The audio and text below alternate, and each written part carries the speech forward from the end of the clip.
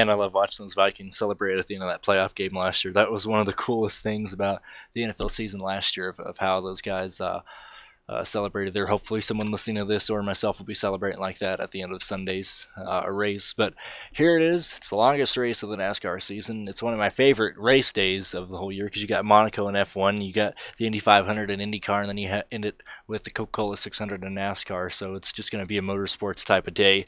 But let's get into it. This is Brandon Cruz. This is the Brandon Cruz Daily Fantasy Podcast for NASCAR. And let's just get right into it. I mean, everyone's looking at him. Everyone's going to be having him. The ownership is going to be astronomically high. It's going to be Kevin Harvick, starting 39th, $12,200. I mean, he's doing a spitting image of what Truex did last year. He was just dominating on the 1.5-mile tracks. I mean, absolutely killing it. Absolutely killing it. Last year, you'd be stupid to not put Martin Truex Jr. in almost all your lineups on 1.5-mile tracks, and this year it's the same thing with Harvick. Even though he's starting 39th, that's just because he didn't qualify. He was 14th quickest at the end of the first practice, 17th quickest at the end of the second practice, and he was 7th fastest on long run speed.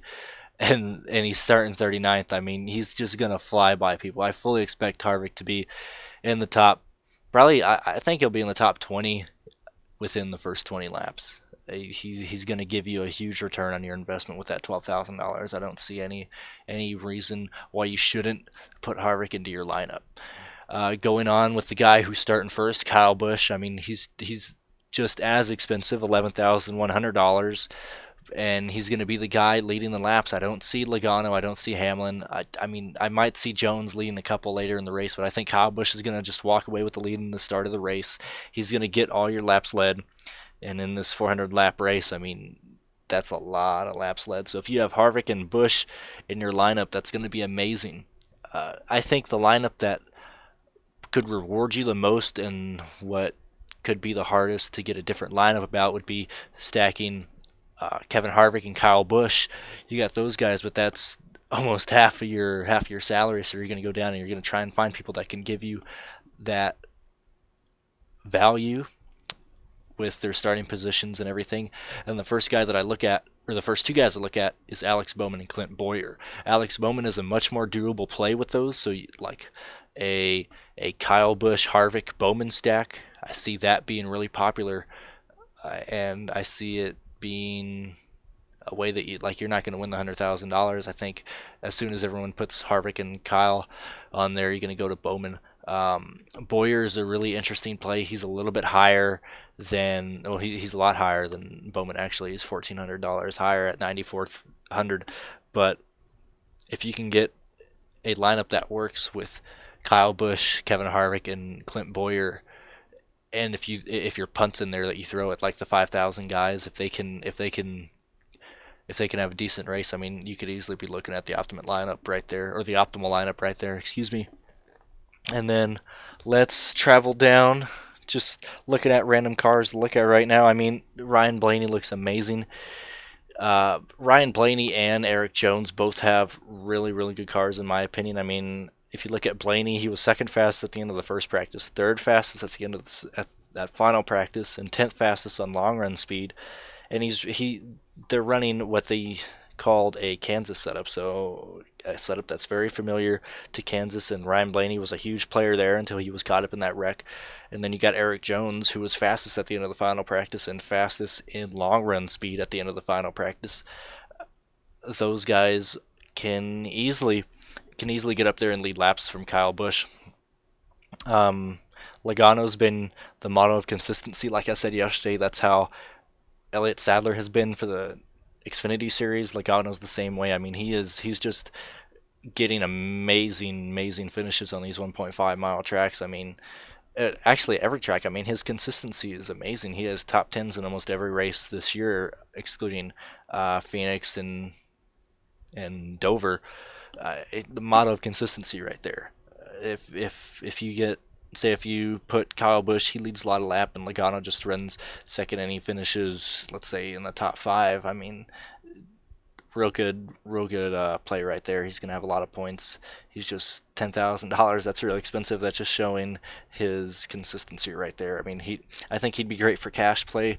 I don't know if he'll be that well in GPP. And then if you just start looking at other guys, I mean, Kyle Larson starting 11th. That's something that a lot of us probably wouldn't expect. I mean, he's a wall rider. Um, while you can wall ride here at Charlotte, I mean, you just don't have that grip up on the top side, and you see a lot of wall riders getting into the wall. I mean, with the Xfinity Series today, I mean, you had a lot of guys just going a little bit too high and just slamming the wall. I mean, you had the 7 do it earlier in the race. You had Brad Keselowski, the eventual winner. He did the same thing. He got in contact with the wall, and that's just something you got to look out for.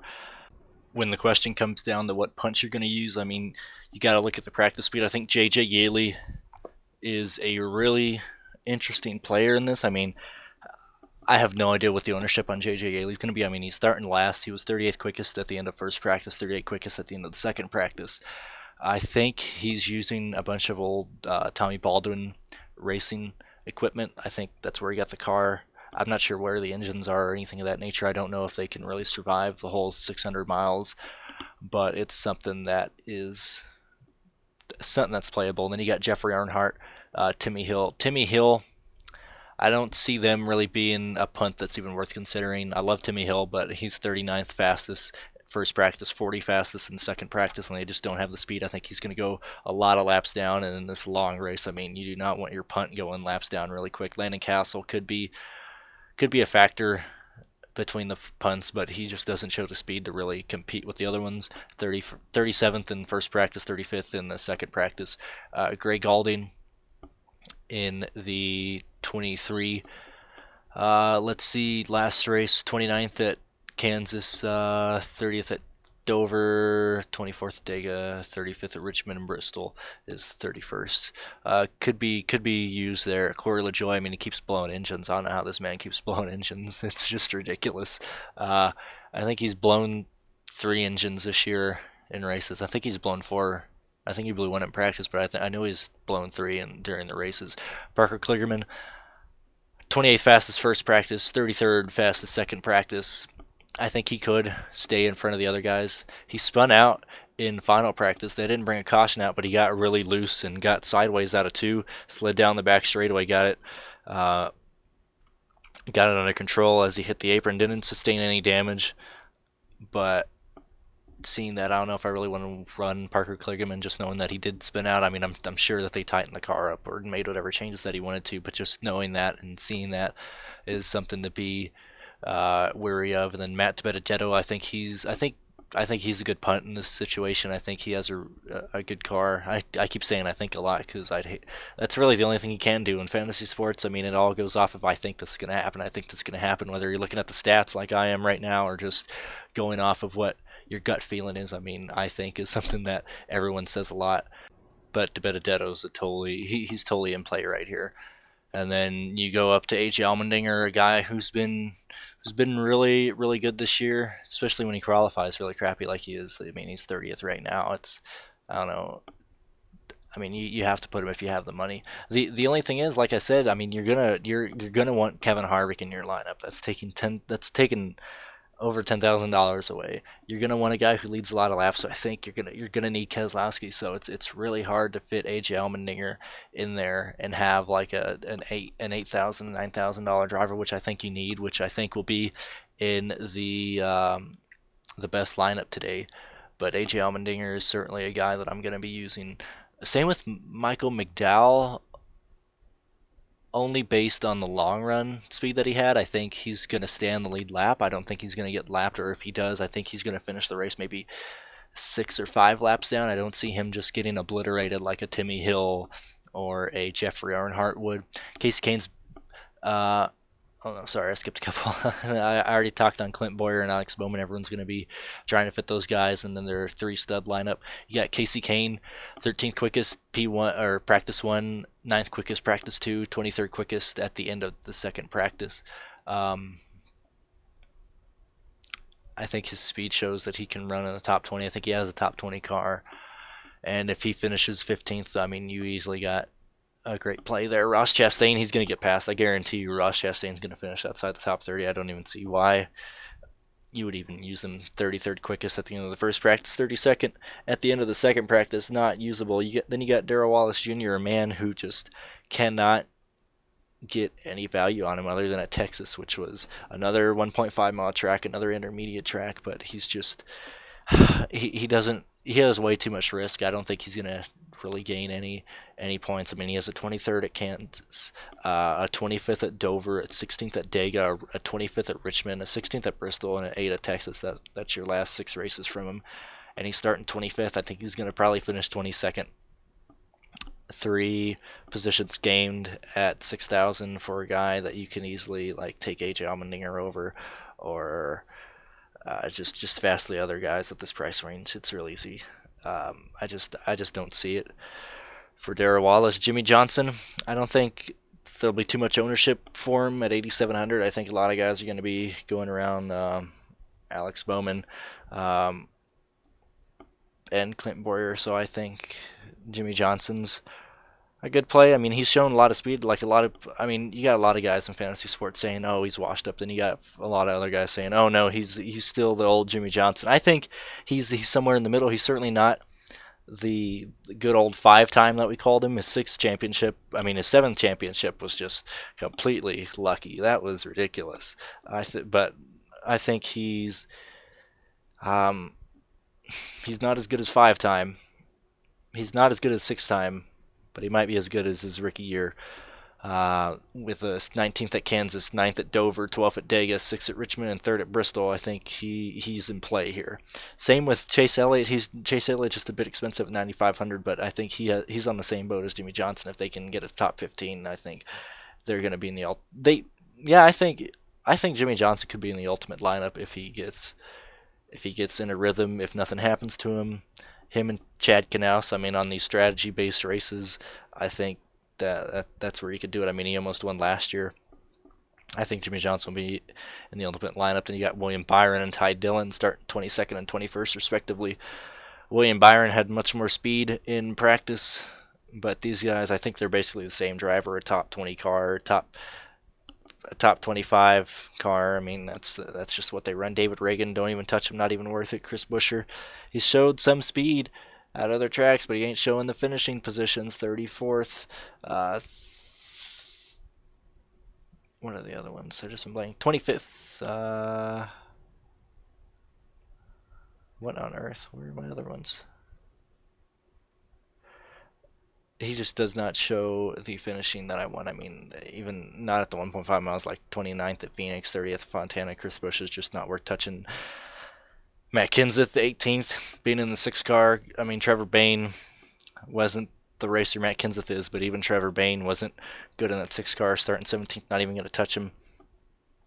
Kurt Busch. He's had some speed here and there, but I think the way you're going to construct your lineup, I don't think Kurt Busch is really going to be available there. Martin Truex Jr., I think you're not getting your value if you take him at that price. I mean, you can easily take Kyle Busch or Kevin Harvick. I don't see Martin Truex really being highly owned, although he does have a 2nd place and a 4th place finish the last 2 races at Kansas and Dover, respectively.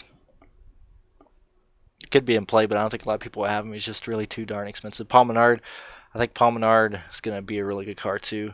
Ricky Stenhouse Jr., God, he wrecks everyone he touches. This is ridiculous. He causes every wreck. Not even going to be in play. Austin Dillon, not even going to be in play. Kyle Larson, I think he's going to slip up and just tag the wall, so I'm not even going to bother looking at Larson. I think there's a lot more value. Hell, I'd take Martin Truex Jr. over Kyle Larson if I'm going to spend up like that. Daniel Suarez, just too high up to really worry about taking him. He's just too darn volatile. I mean, he has 11th, 10th, 3rd, 28th last 5 races, but there's just way better value farther down in the qualifying order. Eric Almirola, I don't think you're going to be able to fit him in there. Same with Blaney. I really like Blaney. Like I said, I think he has a really good car too, but that 12 car at $8,900, it's going to be really hard to stack a couple hogs in here and to throw in like a Eric Almirola or Ryan Blaney where you need them to stay up there. Although I do believe Ryan Blaney is a better play than Eric Almirola in this. Jamie McMurray, not even going to touch him. Ryan Newman, not even going to touch him. Keselowski, not even going to touch him. Eric Jones, starting fourth, would be a guy that I would touch. I mean, he is first practice, fifth place, first in second practice, like I said earlier, and then first in the long run. I think if you're going to take a guy in the top 10, I think it'll probably be Eric Jones or Ryan Blaney. That's going to be one of your two guys, other than Kyle Busch. I think you got to put Kyle Busch. Hamlin, don't see Hamlin being a factor. Don't see him leading many laps led. He might be in the top 5 majority of the race, might be in the top 8, but I don't see him winning the race. I don't see him getting a lot of laps led, so I'd pass on him. Same with Logano. So I've gone through the starting positions and what I think of them. Now I'm going to look at the guy, or I'm going to talk about the guys that I would personally be willing to use. I mean, I always start from the bottom just because I always look at point positions and passing positions as the most important crucial. So Kevin Harvick's in play. I might throw J.J. Yeley in there, just hoping that other guys blow an engine. I mean, hopefully, gosh dang, Corey LaJoie will blow a freaking motor. Some other guys will wreck, and the 7 car will be the cheapest car. And God, if J.J. Yeley could finish 34th, I'd be happy with that. I really don't. I'm not expecting anything more than that. Jeffrey Earnhardt, probably not going to touch. Timmy Hill, not really looking at it. Landon Castle, yeah, I'm looking at you. Castle, Parker, Matt, looking at him. AJ, McDowell, certainly going to look at him. Clinton, Alex, going to try and fit him in a couple lineups maybe together. I'll see what happens. Casey Kane, I'm going to use. Jimmy Johnson, I'm going to use. Chase Elliott, I'm going to use. Not going to use Byron. Might use Paul Menard because Paul's been consistent on these 1.5 miles this year. Going up, I don't know if I'm going to use Eric or Blaney. Those guys are going to be really hard to fit in comfortably into a lineup that I like. Might throw them in a couple lineups. And then Eric Jones and Kyle Busch will probably round that out. So that's like, what, 11, 12 drivers that I'm going to use for my pool of drivers. I mean, just saying that, I've got you started on a lineup that I think would be rather good, and that will probably win you money. At least so that's what I'm going to look at. I might throw some other drivers in there if I see something later, or if I just can't fit what I want into my lineups on DraftKings. But those are the guys I'm going to look at. So that's gonna call it for this, or I'm going to call it for an episode there. If you guys want me to provide like more statistics in these podcasts, I'm not sure what you guys want. I'm just trying to say what I'm thinking. I mean, I have a whole Google Docs right in front of me that I got that says everything, basically like quick track points from previous races and average finishing positions, average running positions, average positions on a 1.5 mile. I have laps led. I got all these stats on here that if you guys want me to start using them, I can. If you guys don't, if you guys just want my opinion on drivers, I'll keep doing that.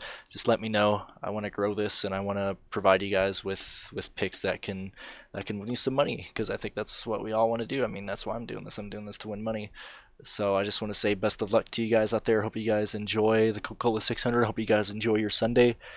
And until next time, I'm Brandon Cruz. Follow me on Twitter at BrandonCruzDFS. And good luck, guys. See you on the slates.